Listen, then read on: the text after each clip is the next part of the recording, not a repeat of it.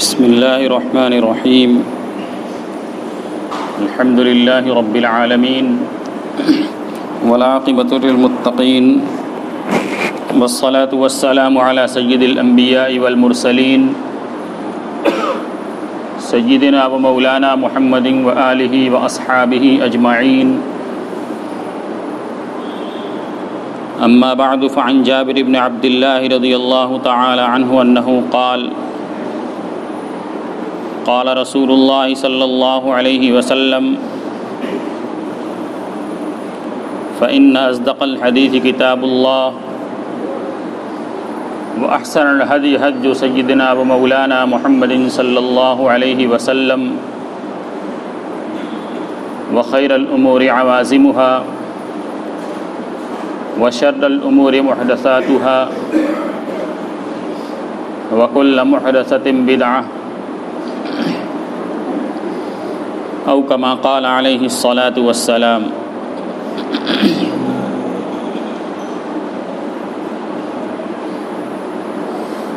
محترم بھائیوں، دوستوں، بزرگوں،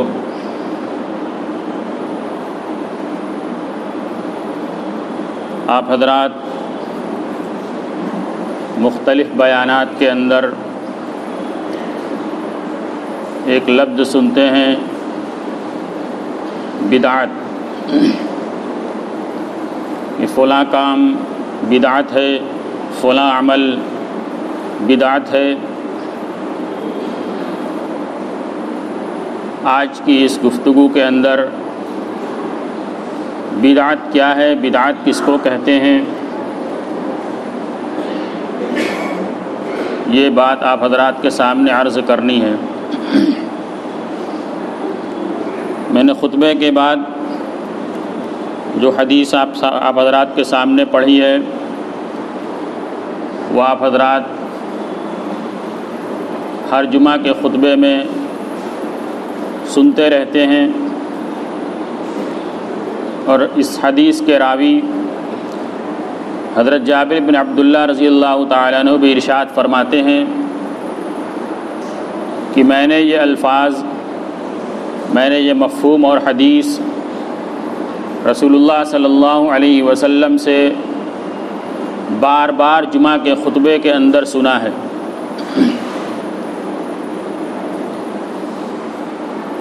اس حدیث کے جو الفاظ ہیں یہ جوامع الکلم میں سے ہیں. جوامع الکلم کن کو کہتے ہیں؟ یعنی جس کو اردو کے اندر کہتے ہیں دریا بکوزہ، یعنی انتہائی کم لفظ کے اندر بہت وسیع معنی کو بیان کر دینا، بہت لمبی چوڑی گفتگو کو چند الفاظ کے اندر پیرو دینا. یہ حدیث انہی جوامع الکلم میں سے ہے. رسول اللہ صلی اللہ علیہ وسلم نے اس حدیث کے ذریعے سے انسانوں کو بلکہ پوری انسانیت کو ایک معیار دے دیا کہ دنیا کے اندر ہدایت پانے کے لیے اور دنیا اور آخرت کے اندر فلاح یاب ہونے کے لیے کیا بنیادی باتیں ہیں، آدمی کو کس طریقے سے زندگی گزارنا چاہیے، وہ ضابطہ اس حدیث کے اندر جناب رسول اللہ صلی اللہ علیہ وسلم نے ارشاد فرما دیا. کیا فرمایا؟ فَإِنَّ أَصْدَقَ الْحَدِيثِ كِتَابُ اللَّهِ، کہ اس کائنات کے اندر سب سے سچی بات اللہ تبارک و تعالیٰ کی ہے، اللہ کے کتاب کی ہے. اور آگے فرمایا کہ سب سے بہترین طریقہ، سب سے بہترین سنت وہ جناب رسول اللہ صلی اللہ علیہ وسلم کی سنت ہے. اس دو جملے کے اندر جناب رسول اللہ صلی اللہ علیہ وسلم نے پوری انسانیت کے سامنے زندگی گزارنے کا دستور پیش کر دیا کہ دنیا کے اندر زندگی گزارنے کے لیے دو چیزیں ہیں، کتاب اللہ یعنی قرآن پاک اور جناب رسول اللہ صلی اللہ علیہ وسلم کا طریقہ. اور پھر اس کے بعد آپ نے ارشاد فرمایا کہ ہر بدعت گمراہی ہے، ہر بدعت گمراہی ہے۔ اس دین کے اندر اس کی جتنی بنیادی باتیں ہیں، اعتقاد کے لائن کی ہو، اعمال کے لائن کی ہو، معاشرت کے لائن کی ہو، یعنی انسان کو اس دنیا کے اندر جیسے زندگی گزارنی ہے، ہر میدان کے اندر کیا اوامر ہیں، یعنی کیا کام اس کو کرنے ہیں، اور کیا نواہی ہیں، کیا منہیات ہیں، وہ کیا چیزیں ہیں جن سے اس کو پرہیز کرنا ہے، وہ جناب رسول اللہ صلی اللہ علیہ وسلم نے کھول کھول کر امت کے سامنے بیان فرما دیا کہ تمہاری عبادات اس طریقے سے درست ہوگی، عبادت کے اندر یہ عمل ہوگا جو تمہاری عبادت خراب ہو جائے گی، تجارت اس طریقے سے کرنا جائز ہے، تجارت کے اندر فلاں عمل ہوگا تمہاری تجارت حرام ہو جائے گی، آمدنی ناجائز ہو جائے گی۔ اسی طریقے سے ہر چیز کے اندر جناب رسول اللہ صلی اللہ علیہ وسلم نے ہر مضمون کو کھول کھول کر بیان فرما دیا، جس سے انسان یہ طے کر سکتا ہے کہ میرا یہ عمل شریعت کے دائرے کے مطابق ہے یا شریعت کے دائرے سے باہر ہے۔ لیکن ایک چیز رہ جاتی ہے جہاں سے انسان غلط راستے کے اوپر جا سکتا ہے، اور وہ یہی چیز ہے جس کو جناب رسول اللہ صلی اللہ علیہ وسلم نے اس حدیث کے آخری ٹکڑے کے اندر بیان فرمایا کہ ہر وَإِيَّاكُمْ مُحْدَثَاتِ الْأُمُورِ، کہ ہر نئی چیز سے بچو، اور ہر نئی چیز گمراہی ہے، یعنی بدعت سے جناب رسول اللہ صلی اللہ علیہ وسلم نے اس حدیث کے اندر اور اس کے علاوہ بے شمار احادیث کے اندر آپ نے بدعت سے بچنے کی تلقین فرمائی ہے۔ یہ بدعت یہی وہ چور دروازہ ہے جہاں سے انسان اور ایمان والا گمراہی کے اندر مبتلا ہو جاتا ہے۔ اسی بدعت کی بنیاد پر پچھلی قوموں کے اندر گناہ عام ہوئے اور وہ گمراہی کے اندر مبتلا ہوئے، چاہے وہ اعتقاد کے لائن کی گمراہی ہو، چاہے وہ اعمال کے لائن کی گمراہی ہو۔ حضرت عیسیٰ علیہ السلام کی قوم کو جو گمراہ کیا گیا اسی بدعت کے نام پر کہ ان کے سامنے عقیدہ تثلیث یعنی تین خدا کے عقیدے کو پیش کیا گیا۔ حضرت عیسیٰ علیہ السلام کو اللہ تبارک و تعالیٰ کا بیٹا بنا کر پیش کیا گیا۔ اس کے علاوہ اس قوم کے علماء اور رہبان کو اربابا من دون اللہ یعنی اللہ تبارک و تعالیٰ کے علاوہ دیگر رب بنا کر ان کے سامنے پیش کیا گیا، اور اس کو ایسے حسین و جمیل پیکر کے اندر پیش کیا گیا، ایسے بہترین الفاظ کے اندر پیش کیا گیا گویا کہ یہ دین کی بنیادی بات ہے، اور دین مان کر اس کو ان لوگوں نے قبول کر لیا، اور نتیجہ کیا ہوا کہ کفر شرک اور گمراہی کے دلدل کے اندر پھنستے چلے گئے۔ تو جناب رسول اللہ صلی اللہ علیہ وسلم نے بدعت سے بچنے کی تلقین فرمائی ہے کہ بدعت سے بچنا ہے۔ اب یہ بدعت ہے کیا؟ بدعت کا فیصلہ ہم کیسے کریں گے کہ یہ چیز بدعت ہے یا یہ چیز سنت ہے؟ بدعت کے مقابلے میں سنت ہے کہ جو چیز جناب رسول اللہ صلی اللہ علیہ وسلم سے اور آپ کے صحابہ سے ثابت ہے وہ سنت ہے، اور جو چیز آپ سے ثابت نہیں ہے وہ بدعت ہے۔ لیکن شروع زمانے کے اندر اس بدعت کے مصداق کے اندر، اس بدعت کی تعبیر کے اندر اختلاف ہوا۔ بہت سارے فقہا نے بدعت کا جو لفظی معنی بنتا ہے کل بدعت ضلالہ کہ ہر بدعت گمراہی ہے، اس کا معنی یہ بیان فرمایا کہ جو چیز جناب رسول اللہ صلی اللہ علیہ وسلم کے زمانے میں نہیں تھی، ہر وہ چیز جو جناب رسول اللہ صلی اللہ علیہ وسلم کے زمانے میں نہیں تھی اس کو اگر اختیار کیا جائے تو وہ چیز بدعت ہے۔ اس دائرے کو انہوں نے بالکل عام رکھا کہ جو چیز جناب رسول اللہ کے زمانے میں نہیں ہے وہ چیز بدعت ہے۔ اب اس تعریف کے اعتبار سے، اس مضمون کے اعتبار سے جب انہوں نے دنیا کا جائزہ لیا تو دنیا کے اندر بے شمار چیزیں جس کے اندر انسانیت مبتلا ہے، اور اس کی مثال جناب رسول اللہ صلی اللہ علیہ وسلم اور صحابہ کرام کی زندگی میں نہیں ملتی۔ اس کی مثال، موٹی موٹی مثال آج کی اس تیز رفتار دنیا کے اندر نئی ایجادات ہیں۔ کہ ہم اس دنیا کے اندر آج نئی نئی ایجاد استعمال کرتے ہیں، کمپیوٹر ہے، موبائل ہے، تیز رفتار گاڑیاں ہیں، انسان آن لائن پورے کاروبار کر رہا ہے، گھر بیٹھے منٹوں میں دنیا کے دوسرے کونے کی خبر کر رہا ہے، دوسرے کونے سے معاملہ کر رہا ہے۔ اس تیز رفتار دنیا کے اندر آج یہ ہو رہا ہے، تیز رفتار سواریاں ہیں۔ اس کے علاوہ دین کے اندر یعنی دین کی ترویج کے لیے آج بہت ساری صورتیں دنیا کے اندر عمل کے اندر موجود ہیں۔ دینی مدارس کا قیام ہے، دینی مکاتب کا قیام ہے۔ اس کے علاوہ دنیا کے اندر آج کتابوں کا وجود ہے، خود قرآن پاک کا اس طریقے سے وجود، احادیث کی کتابوں کا اس طریقے سے وجود، کتابوں کے اندر اعراب کا لگا ہونا، یعنی قرآن پاک کے اندر زیر زبر کا لگا ہونا کہ کہاں پر ہمیں کس طریقے سے پڑھنا ہے، کہاں ہمیں رکنا ہے، کہاں ہمیں ملانا ہے، ان ساری چیزوں کا وجود۔ اور پھر اس کے بعد زمانے کے حالات کے اعتبار سے علماء کرام کا ہر مضمون پر کتابوں کو لکھنا اور اس کو دوسروں کے لوگوں کے درمیان رواج دینا، یہ وہ چیزیں ہیں جس کا جناب رسول اللہ صلی اللہ علیہ وسلم کے زمانے میں کوئی وجود نہیں تھا۔ نہ قرآن پاک اس صورت کے اندر رسول اللہ صلی اللہ علیہ وسلم کے زمانے میں موجود تھا، نہ یہ بخاری، نہ یہ مسلم، نہ یہ ابو داؤد، نہ ترمذی، نہ کوئی کتاب۔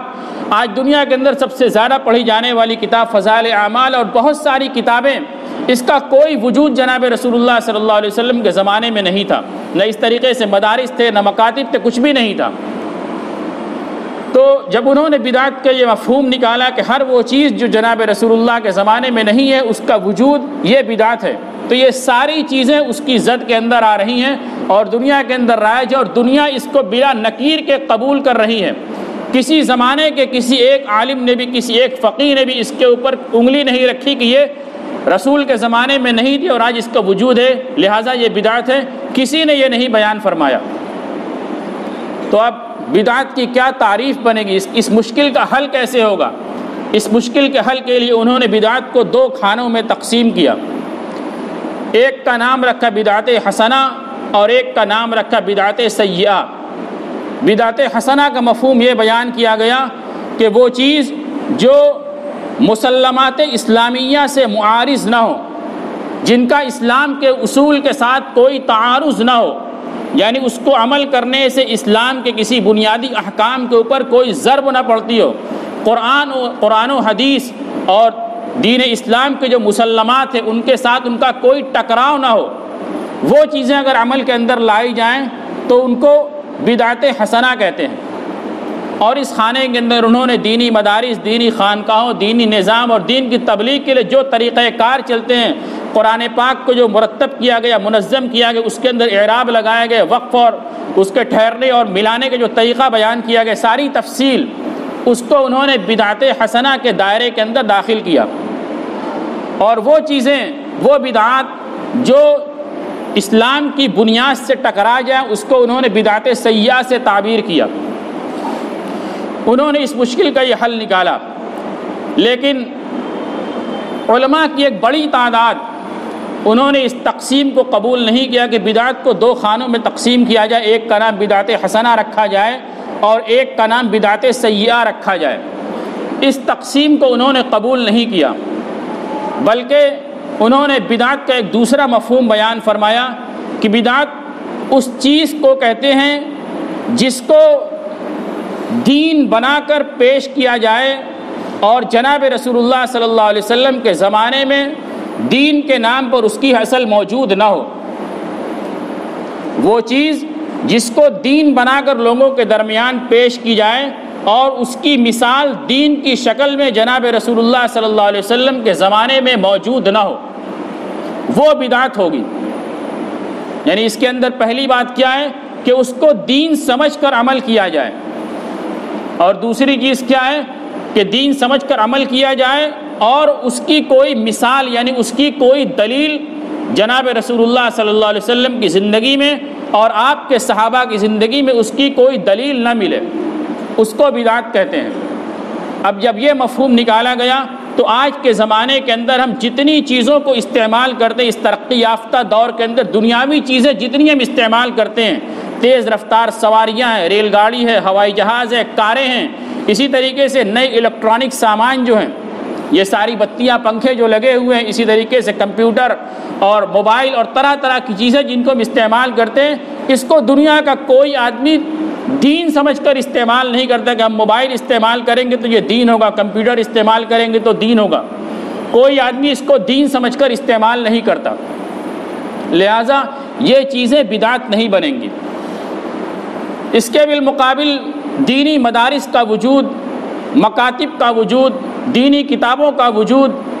یہ ساری چیزیں یہ بھی بدعت نہیں ہیں، بلکہ یہ ساری چیزیں جو وجود میں آئی ہیں یہ دین کے استحکام کے لیے وجود میں آئی ہیں، دین کی بقا کے لیے وجود میں آئی ہیں کہ دین ہمارا کیسے باقی رہے گا۔ جناب رسول اللہ صلی اللہ علیہ وسلم نے اپنی بعثت کے مقصد میں سے اس امت کے ذمے یہ بھی لگایا ہے کہ یہ امت دین کی حفاظت کرے گی۔ آپ نے عرفات کے میدان کے اندر کیا ارشاد فرمایا تھا؟ الا فلیبلغ الشاہد منکم الغائب، کہ جو لوگ موجود ہیں وہ غیر موجود تک اس دین کی ذمہ داری کو پہنچا دیں۔ اب یہ ذمہ داری کیسے پہنچے گی اور دین قیامت تک کیسے زندہ رہے گا، اس کے یہ مختلف شکلیں ہیں۔ دین کو باقی رکھنا یہ اس امت کی ذمہ داری ہے